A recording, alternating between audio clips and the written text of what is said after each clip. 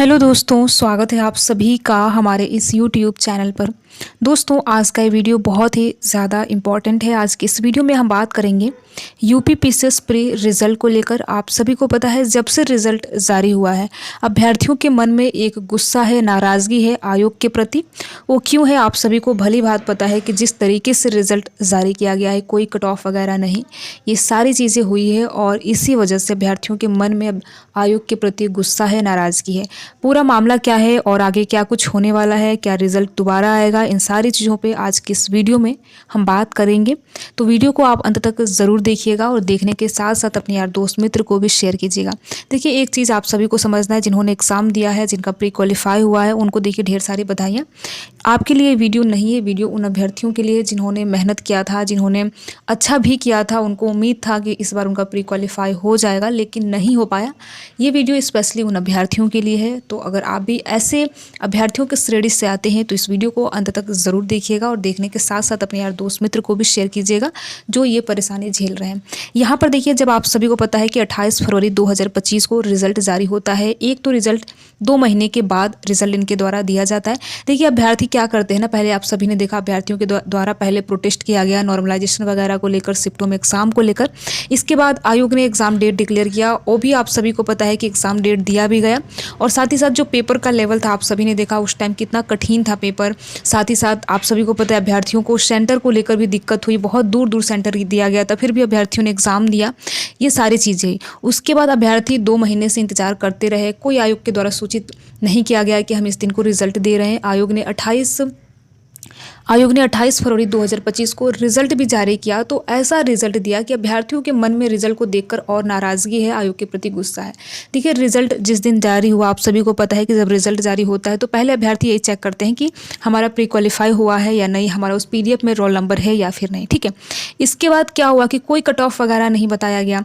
और आप सभी को पता है पहले से यही चर्चाएं हैं कि जो प्रश्न है उनमें बदलाव हुआ है और साथ ही साथ प्रश्नों को डिलीट भी किया गया है। जब अभ्यर्थियों ने आपत्ति दर्ज कराई थी तो आप सभी को पता है कि 10 से 12 ऐसे प्रश्न थे जिन पे आपत्ति दर्ज कराई गई थी। लेकिन आप सभी को पता है जब रिजल्ट जारी होता है तो कुछ भी नोटिफिकेशन इसके संबंध में जारी नहीं होता है कि हम कितने प्रश्नों को डिलीट कर रहे हैं या हमने इस प्रश्न में बदलाव किया है। इस प्रकार की देखिए कोई भी चीज़ें आयोग के द्वारा देखने को नहीं मिली। और सबसे बड़ा मैटर ये है कि देखिए आयोग ने कट ऑफ भी जारी नहीं किया, जो कि जारी कर देना चाहिए।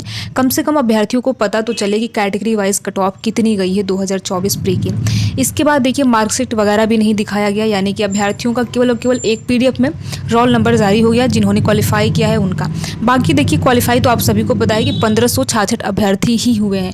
बाकी अभ्यर्थी देखिए 2 लाख में से 15,066 अभ्यर्थी क्वालिफाई हुए हैं। बाकी बच्चे अभ्यर्थी तो अपना, कम से कम उनको भी ये जानने का अधिकार है कि हमने कितना स्कोर किया है, हमारे अंक कितने थे, हमने सीसेट में अच्छा किया या फिर हमने जीएस में अच्छा किया, हमें कहाँ मेहनत करनी है। ये सारी चीज़ें बिल्कुल आयोग के द्वारा चुप्पी साधी गई है, कुछ भी चीज़ आयोग के द्वारा बताई नहीं जा रही है। तो इन्हीं सारी चीज़ों को लेकर देखिए जो भी अभ्यर्थी यूपी पीसीएस प्री एग्ज़ाम की प्रिपरेशन कर रहे हैं या यूपी पीसीएस एग्ज़ाम की प्रिपरेशन कर रहे हैं, उनके मन में देखिए सबसे बड़ा प्रश्न है कि आखिर आयोग के द्वारा ऐसा क्यों किया गया। एटलीस्ट आयोग कट ऑफ ही जारी कर देता या फिर यही बता देता कि देखिए हमने इन प्रश्नों में बदलाव किया है, ये प्रश्न गलत पाए गए हैं। एक तो इनके द्वारा इतना टाइम लिया जाता है और 150 प्रश्नों को भी इनके द्वारा सही से सेट नहीं किया जाता है। तो आप खुद भी सोच सकते हैं कि जो अभ्यर्थी हैं उनका गुस्सा करना भी, उनकी नाराज़गी भी जायज़ है। क्योंकि देखिए कोई भी अभ्यर्थी, आप सभी को पता है कि इतनी मेहनत लगती है तैयारी करने में, ऊपर से संसाधन भी लगते हैं। आप कहीं रहेंगे, वहाँ का सारा रेंट वगैरह, आप सभी भली बात इस बात से अवगत हैं जो बाहर रह के तैयारी करते होंगे। तो अभ्यर्थियों को कितनी प्रॉब्लम होती है, कितनी समस्या होती है। फिर भी समस्या, इतनी सारी परेशानियों को झेलकर अभ्यर्थी एग्जाम देता है और रिजल्ट इस प्रकार से जारी हो तो आप खुद भी सोच सकते हैं कि अभ्यर्थी जो गुस्सा कर रहे हैं, जो नाराज़गी है, कितनी जायज़ है।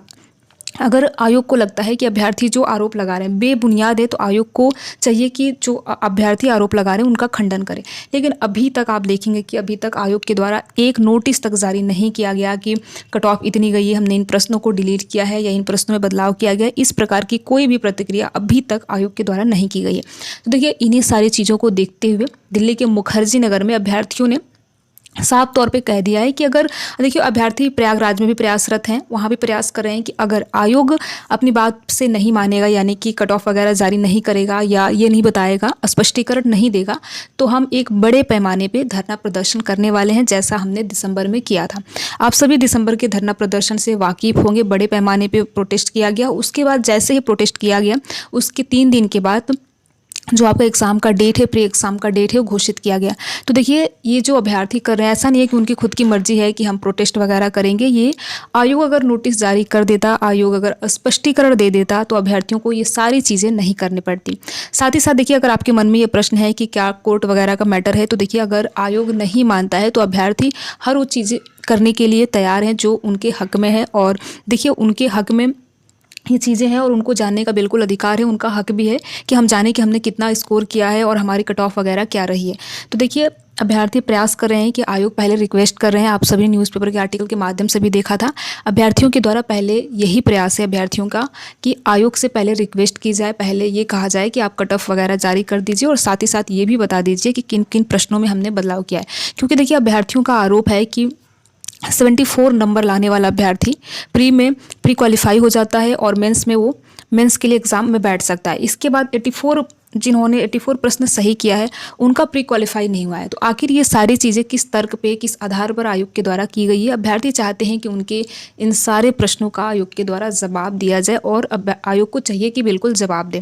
तो ये सारी चीज़ें हैं। अगर आपको भी लगता है कि आपने अच्छा स्कोर किया था फिर भी आपका प्री क्वालिफाई नहीं हो पाया, और आप ऐसे किसी अभ्यर्थी को जानते हैं जो कि जिसका नंबर आपसे कम है, यानी कि जिन्होंने कम प्रश्न अटैम्प्ट किया, कम प्रश्न उनके सही है, फिर भी उनका प्री क्वालिफाई हो गया, तो आप हमें कमेंट बॉक्स के माध्यम से बता सकते हैं। तो देखिए यही सारी चीज़ें हैं, और अगर ऐसा कुछ होता है तो बहुत ज़्यादा संभावना रहती है कि रिजल्ट भी रिवाइज हो जाए, रिजल्ट भी दोबारा जारी कर दी जाए। क्योंकि देखिए ऐसा नहीं है, आयोग को बिल्कुल बताना पड़ेगा और अभ्यर्थियों का हक भी है। आप इस बात से कितने सहमत हैं, क्या सोचते हैं, आप हमें कमेंट बॉक्स के माध्यम से बता सकते हैं। साथ ही साथ आपने प्री में कितना स्कोर किया, यानी स्कोर किया मतलब कि आपने प्री में कितने आपके प्रश्न सही थे, आप हमें कमेंट बॉक्स के माध्यम से बता सकते हैं। ठीक है, तो आप क्या सोचते हैं, अपनी राय हमें ज़रूर बताइए। क्या आपको भी लगता है कि एक बड़े पैमाने पे स्कैम हुआ है? तो आप हमें कमेंट बॉक्स के माध्यम से ज़रूर बताइए। वीडियो में लास्ट तक बने रहने के लिए आप सभी का बहुत बहुत धन्यवाद। देखिए इस वीडियो को आप लाइक कर दीजिए, लाइक करने के साथ साथ अपने यार दोस्त मित्र को भी शेयर कर सकते हैं। Thank you.